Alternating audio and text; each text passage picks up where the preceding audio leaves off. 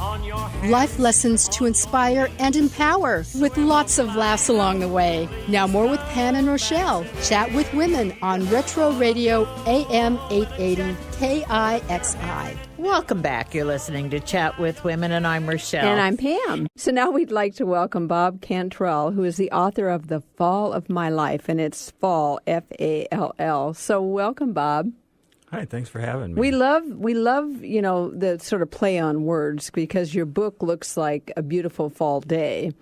You have quite a story that happened to you in 2008, which was when the recession hit all of us. So why don't you share your story first for our listeners? What happened to you in 2008? Yeah, I'd say 2008 was the beginning of that story, and I was an employee at Washington Mutual when the largest bank failure in the nation. My nephew. He used to work before he lost his job. Yes. So there were 50,000 of us that lost our jobs, and particularly the 5,000 of us that were in the corporate headquarters downstairs. Yes, yeah. Oh my gosh, that I didn't realize that. That's the saddest story. So sad. So that was a shock, but the subsequent several months wound up resulting also in a divorce and foreclosure on my home, repossession of my boat and car, and ultimately filing bankruptcy. So I pretty much lost everything. Did that happen within a few months? Yeah, it was about 9 months total. Really? 9 that months. Seems like that happened pretty fast. So I'm surprised that it happened that fast. Usually a marriage doesn't fall apart that fast, or the money doesn't disappear. Usually you have a little time to try to sell your house, and so you just really went down fast. Yeah, and I point out that was really kind of the pinnacle of what I call the train wreck looking for a place to happen. So you're very correct that there were a lot of things that were in motion, and this was an event that the universe sent me to change things that I wasn't otherwise willing to change on my own. Isn't that interesting? You know what's interesting, though, is because it happened to you, and we look at you. Here you are working in a bank, and you're an executive at the bank. Six-figure income. High up status, and yet this happens to you. You think of the blue collar worker who's living paycheck to paycheck. So what lessons did you learn? How do you overcome the fear? What happens? How do you pick yourself up and turn it around? Yeah, I think looking back on it from now, I know that the perspective that I did not have at the time was, oh my God, this is almost to a point where a lot of people just give up. Right. Oh, absolutely. Give up and get depressed, have to go on medication, and then, sit there in their big chair and fall apart. Yeah. Yeah. So, I started out on a process of first of all, just going out to find another job and finding out that this economy was very different than it was in the past, and the old ways of doing things were not going to work anymore. And that theme all of a sudden took hold in the other components of my life. The ways that I was doing things, the ways that I was living were not going to work anymore. So as I took a new approach on a job search, I wound up taking a new approach on how I looked at myself and the fears that I'd been living with, how they were blocking me from living the way that I wanted to live.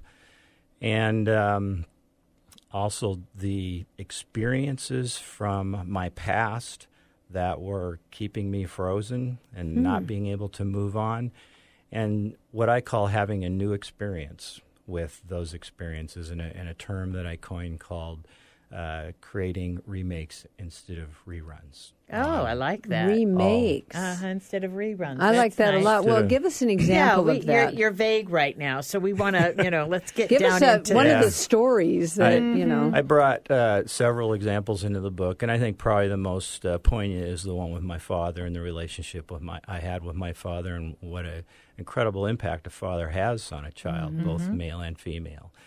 And how I had very, very good memories of my early childhood with my father, and those memories deteriorated as I went through life and he went through life.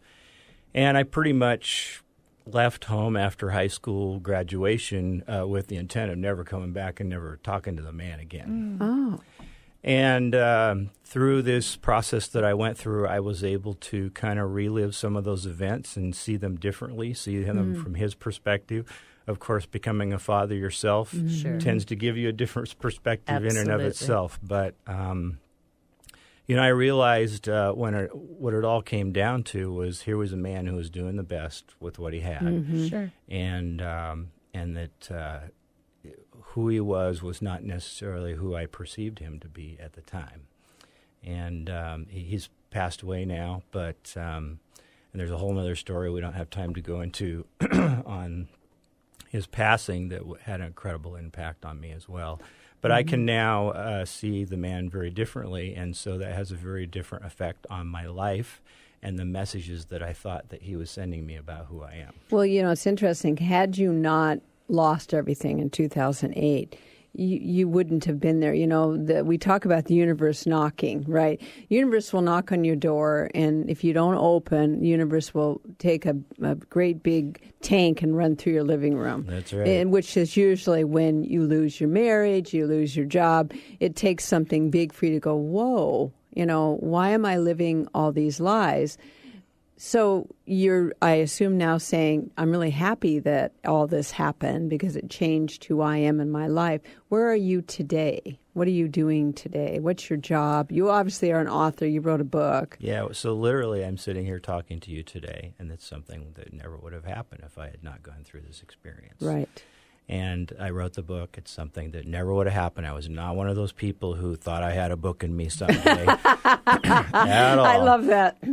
Yeah, the thought never occurred to me, never had the desire. I was actually persuaded by several friends before I was even able to give that idea any reality at all. I'm just much happier in relationships I have with other people. I have a much larger inner circle than I used to, and I have a way bigger outer circle than I ever did. So what does Bob Cantrall do daily? Who are you job? today? So I still have a day job, and Okay. contractually I'm not allowed to say who that's Okay, with. that's fine. But Is it in the good job? banking industry?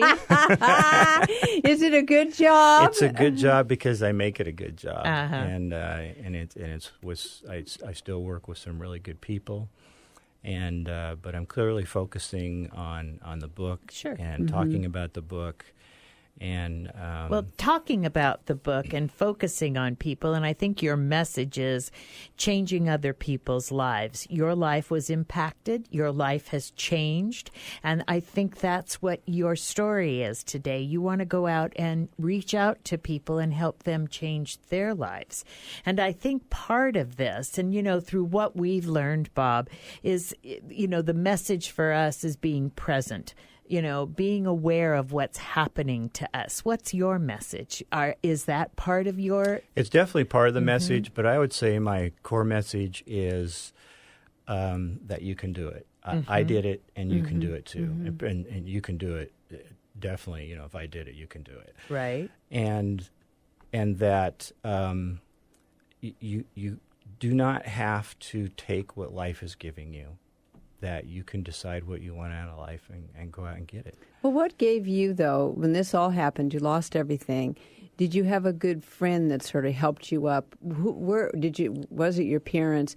Because at that point in time, we need somebody to believe in us, right? Because that's when we don't believe in ourselves, when we've lost everything. So who was that person for you? Well, what I found is there were a lot of people who believed in me, and I didn't know it because I didn't believe in myself. Oh. And so once I started... To me, and what I've seen in a lot of people that I know is you're not willing to take this journey until it gets painful enough. So true, isn't it? It's so true. And so when it got painful enough for me, then I started looking for resources. And one of the first things I found was that there were people who cared and people who were willing to help. And so... I do talk a lot in the book about both the mentor and the sage in my life, and those are actually multiple people. It's not just two people.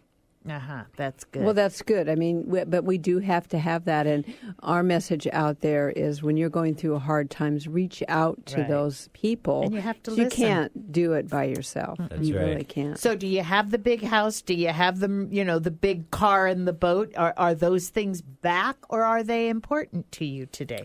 They are not back, and I would say that material possessions are still something that I would like and I'm aiming for. I've only been back in the workforce for 3 years, so I'm currently in the rebuilding process. But your point that it's not as important, it's not like the top priority. Right. The people and the relationships that I developed along the way are the top priority.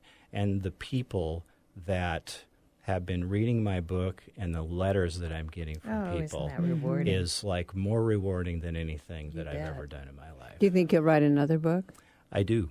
Once you unleash all the unleash it, it's like, oh, I have more now. It's exactly right. Oh, I got this idea and I got this idea. Yeah. And particularly talking with people and finding out what elements of the book did touch their life and knowing how you can expound on that. That's nice. That's really nice. Don't you feel proud that you've able to realize this? Proud and humbled at the same time. But, Right. But you got the key. Yeah. I That's did it. the point. Yes, exactly. did it. Well, sorry you had to go through it, but Well, I was gonna delighted say, that you did. Wouldn't you like to tell people that are listening, don't wait for That's right. everything to fall in before you stand up and you say, what do I want my life to look like? And, and this isn't it. So now what am I going to do before, the hammer comes down at the job or the wife divorces you or whatever it is that you decide what you want in your life. So, Bob, what's your website? Or do you have a website? It's at bobcantrall.com. Okay, and that's Cantrall. And is. his book is The Fall of My Life by Robert Cantrall. Yes. Thank you so much for joining us today and for sharing your story. You're marvelous. Thanks again for having me. You are listening to Chat with Women on AM 880 KIXI. We'll be right back.